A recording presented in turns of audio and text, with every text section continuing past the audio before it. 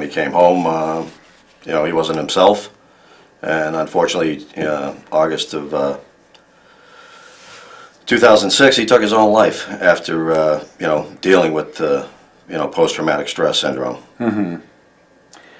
And he said he was in the Army, right? When he went in, how did he feel about going into the service? Was it something he was looking forward to? Yeah, no, he was very excited about joining the Army. I mean, he was a young guy going into the Army, looking for direction in life, and he thought that was a good opportunity to go in and serve his country. And no, he was very excited about going in the Army. Did he serve in combat? Yeah, he served. He did 1 year of combat over in Iraq. Right. That's a picture of your son, right? Yeah, that's a picture of him. How do you think it affected him when he was going in? When he was going in? Yeah, was he excited about it? Oh yeah, he was. Yeah, like I said, he was very excited about it. Obviously, going into the military, is a big deal. And then, the family was all behind him, supportive of it. Mm-hmm. And we were excited for him, to go in and serve his country. Right. Especially during, wartime when we were... Where did he serve, Bill? He served in Iraq, but he was in for his total of 4 years. So he went to a few different bases within the country, had specialized training, and then finally was deployed over in Iraq for 1 year, served 1 year in Iraq, and then, When he came home, what would you say it was like? When he came home, we pretty much actually didn't even hear from him because it was strange. He was writing letters home, and all through the military, through his training, through everything. But after his deployment, and then when he came home, we didn't even know that he was back home. Mm-hmm. It was several months before we had heard that he was back home. So I think he had some trouble there, obviously, of trying to come back in and with society or deal with family. Did he tell you he felt a struggle with returning home after serving? Was that part of it? I mean, did transition to civilian life? He didn't seem to. When I talked to him, after we got together finally, and when I talked to him about his service and everything, it didn't seem like there was much of a struggle. But I felt that there was something internally that he was keeping within himself that he didn't share with us. That had to be a struggle for your family to cope with that as well, though, right? I mean. Yeah, trying to understand, where his head was at, and why he pretty much isolated himself, without having a lot of family time, after he came out of the military. He pretty much stuck to his, core family, but getting out, as he used to with, family, cousins, aunts, uncles, on, our side of the family, it just wasn't happening anymore. So. Was he receiving any kind of help through any group, association, VA, or anything? I knew he went to the VA for an issue with his back, back problem that, he has small back injury in Iraq. And he went to the VA to have that taken care of, and they were treating him for that. But nothing that I'm aware of as far as any kind of mental treatment or anything, to help him out or, deal with coming back into society. Right, so was it difficult for you to feel that bond with him when he came home? I mean... Yeah, not until, the last year of his life that, he actually came around and we started to, see him more and talk to him more, and, So did anybody suspect what he was going through? And I don't think so. I think he did a pretty good job of, hiding that, keeping it, and dealing it, compartmentalizing it with himself. All right.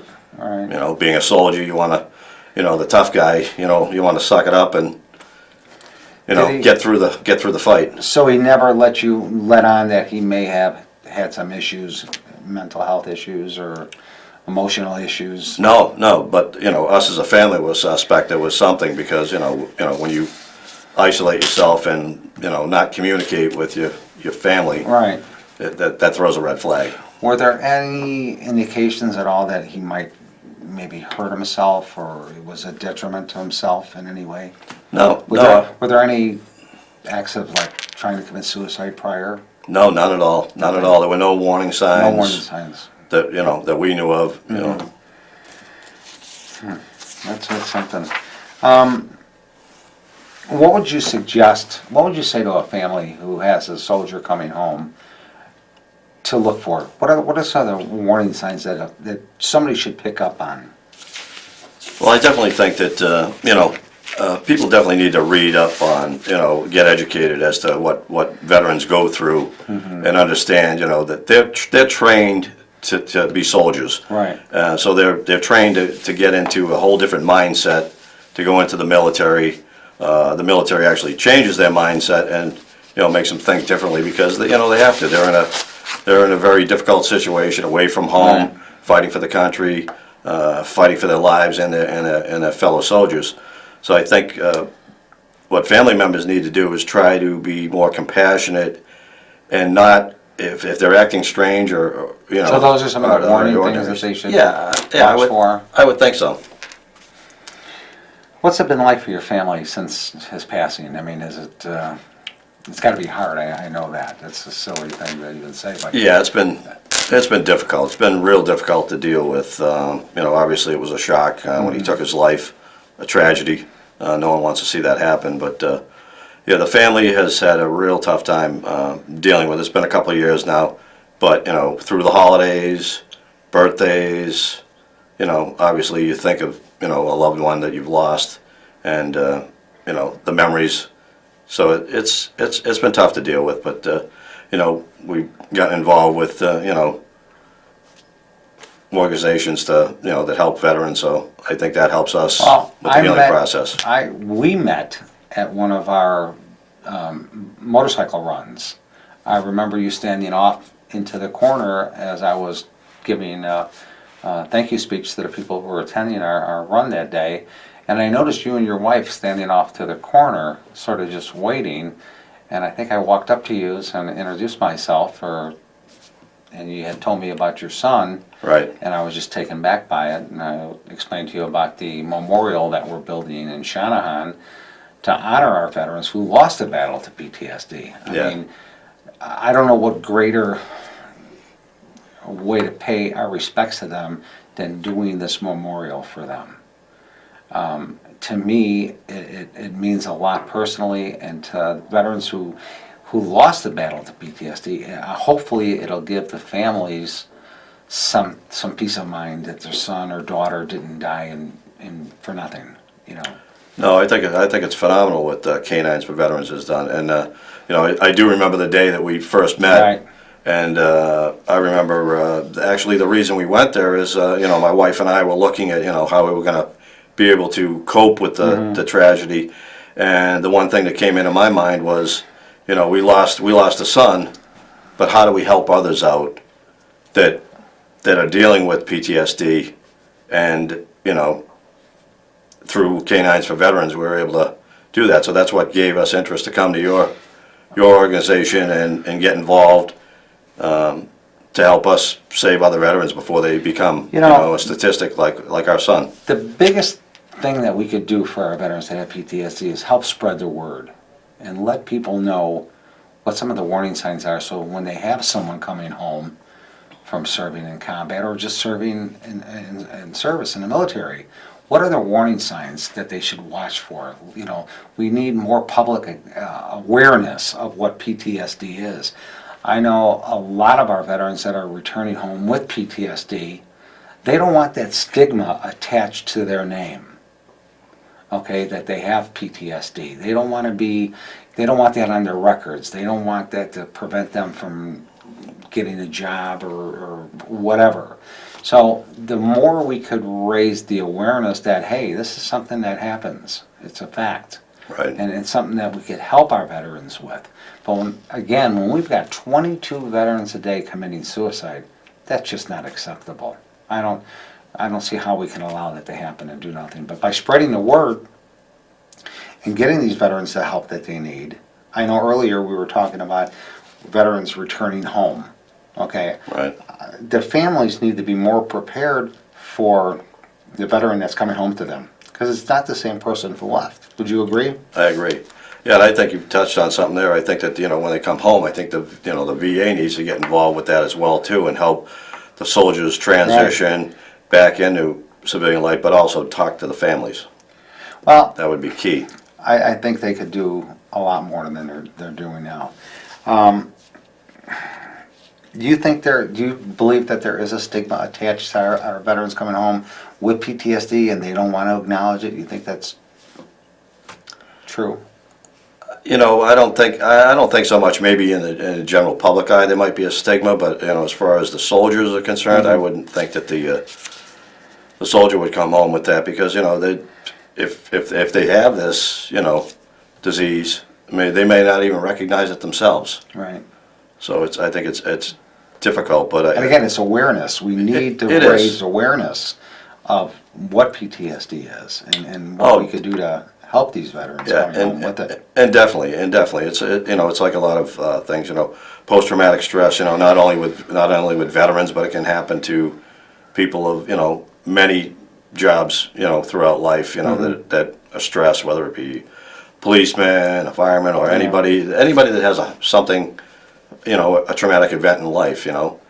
That can have similar effects. Well, yeah. What is the memorial that we're building in Shanahan? It's called the Forgotten Warrior Memorial.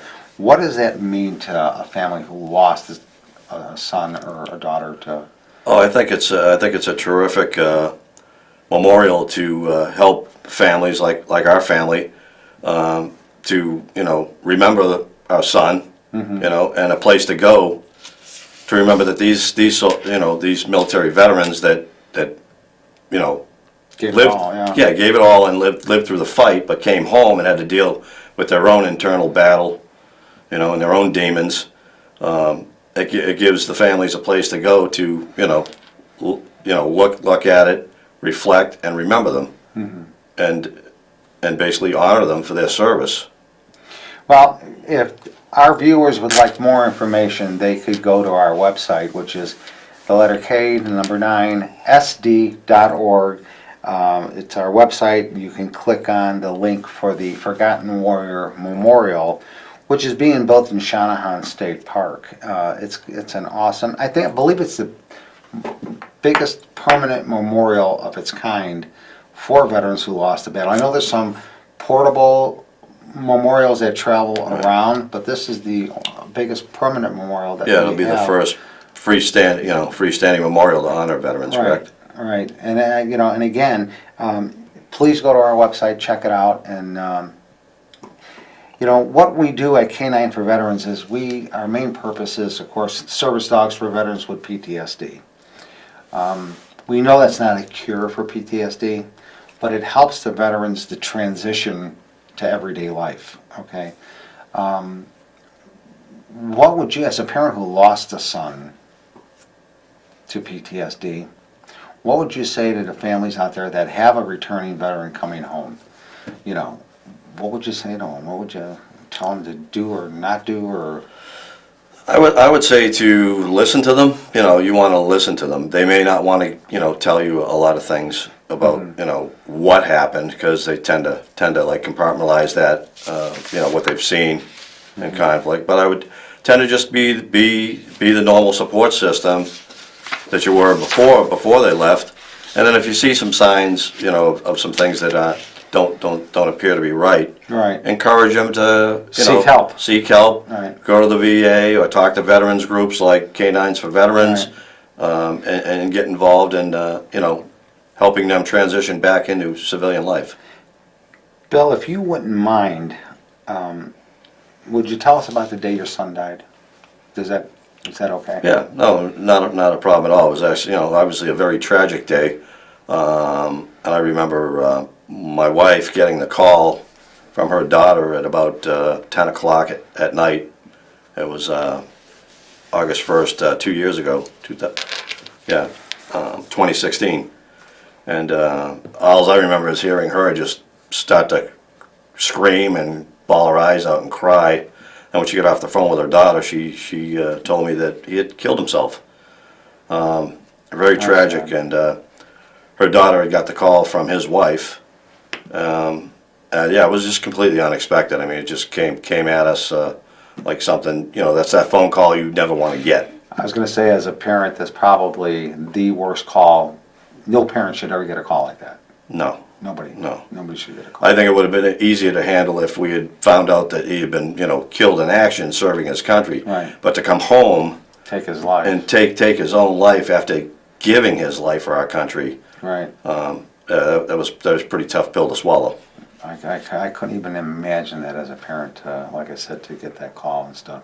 Yeah. You know, how do you deal with that? How do you cope with that? I mean, it's something you live with every day, I would assume. I mean, it's... Yeah, no, our family's had a tough time, and we've got a pretty good support system with the family. And then, as I said, getting involved with K9s for Veterans and participating in your events and getting the family involved too and making them aware, like you said, awareness of PTSD.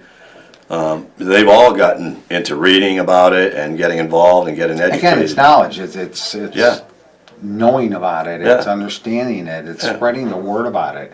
I think a lot of people have a misconception of what PTSD really is, you know, and I think it scares a lot of people, Right. you know, and I think the more we can get the word out there, the more understanding that we will have, people will understand what it really truly is. Right. You know, we work with Rush Hospital with veterans that have PTSD. It's probably the best and support group you could have out there for our veterans with PTSD. They're just an amazing group of doctors and psychologists and psychiatrists out there, and that's what we need more of. We need more organizations like Rush to open these doors to veterans so they can get the help that they need, because in all honesty, I think the VA is just totally overwhelmed with what they have. With as many veterans as we have returning home with PTSD, you know, you can't blame it on the VA entirely because they're just overwhelmed with the resources that they do have. But when you've got organizations like Rush Hospital who really do above and beyond for our veterans, they initiate, I believe they're the first group of doctors that got together and said that service dogs do help veterans with PTSD. There is clinical value. Right. They stepped so far out of the box to acknowledge that it's, you know, we partnered with them to provide service dogs for their veterans, and it's been an amazing run with them. I mean, it really truly helps. You know, we just need, like I said, more support groups that are out there for our veterans. Right. You know, and for the family who lost a veteran, to PTSD. I don't think there's enough we could do for our veterans. You know? I mean, so again, as a father who lost somebody, lost a son because of their PTSD, I couldn't even imagine the hurt that you feel. Again, it's the point that we really need to get the word out, and that's what we're trying to do. So if you know anybody that's got PTSD, get them the help they need, right? Right. Oh, most definitely. They need to contact, reach out to veterans groups or, our group, K9s for Veterans, or, we can point them in the right direction, Right. Getting some professional help. Right. We could provide them, with support for a service dog if that's what what they need. I really would like to see the military do something, though, to help guys transition, military people transition when they come back home. Well, we were just talking earlier that, they condition you when you go into the service for being a soldier. Right. But after serving 4 years like your son did, now he's going to come back to civilian life, and there's no transition for that. There's no training for that. There's no, their spouses or family really don't even know who's coming home anymore. It's a different person. Yeah, exactly. They put the brakes on and throw them back into society. And I just don't think the VA are doing enough to help our guys with that transition. No, if they spend the time training them and they spend months training them to condition them, they should do the same when they come out. Right. Well, again, it's all about what we could do to help our veterans and spreading the word with PTSD. Yeah. As a father, again, who lost a son, I'm sure it's hard for you to even deal with it on a daily basis, just thinking about it and stuff like that. What would you say to our viewers that are going through this? What, who have maybe lost a son? How do they cope with it? What's the best way to cope with it? I would say, definitely through knowledge, but, cope with it. We've coped with it through, getting together as a family and, educating ourselves to PTSD. finding out the whats and whys of, why, he acted the way he did at the end of his life. But, you need to be a support group within yourself as a family. We associate veterans that come home with PTSD that served in combat, okay? But you don't have to have served in combat to come home with PTSD. No, not at all. PTSD comes in many forms, Sure. so Yeah, it could be just witnessing a traumatic event. without a doubt. And it doesn't even come on at that time you witnessed it. It could be months, years later Right. that it really starts to take hold of what you witness, and you begin with the PTSD. Again, it's sad that we even have to be here tonight to talk about this. It really is. Right. It's sad that we have 22 veterans a day taking their lives because of that's PTSD. tragic. How our country allows that to happen, it still puzzles me that we allow that to happen. I can only hope that someday those numbers come down to zero. I think we'd all love to see To that. zero. Do you have any words? And we're going to be wrapping this up shortly. Is there anything you'd like to say to the viewers out there? I'd like to say, if you have any family members, whether they're current or past military veterans, I mean, you're going to go all the way back to even World War II. I mean, you need to just support them. And if you see any signs of anything that bother you, maybe they've been dealing with something like PTSD, but they didn't know about it back then, and nowadays we're bringing awareness to it, and hopefully that awareness is going to grow, and then along with that goes without saying to So why don't you support introduce your veterans. son again? Oh, this is Joshua David Klecker. He's actually my stepson. Right. And we met when he was 13. I married his mom, and he was a good young boy, and grew up to be a great soldier. And I wish that he could still be here today with us. Unfortunately, he's not. Like I said, it's a shame we would have to be here tonight to discuss this. It really is, But again, it's raising awareness is something that we have to do. Most As definitely. painful it is to talk about it, it's a reality. It's out there. We can't hide from it. And the more we could let people know how they could help our veterans returning home, and the more support groups we could have out there helping our veterans, the better off our veterans are going to be. Oh, most definitely. And No. myself and my family want to thank you and Oh. K9s for Veterans for all your support you've given us through a difficult time. It's been an honor. Your family has been supportive of K9 since we hooked up together and stuff. You come to our events, you support us, you helped us so much out with the memorial, and that means a lot. You're doing your part, and it just makes us. Yeah, but it's helped us throughout the healing process, and we're grateful for it. So thank you to you and K9s. And again, Bill Burns, thank you for being our guest tonight. It means a lot. If you'd like some information, please go to k9sd.org for more information, and you could call us at 773-854-1000, and we'll be more than happy to answer any of your questions. And again, go to our website. Bill, I want to thank you again. Thank you, Mike. Thank you very much for your time. Pleasure. Thank you.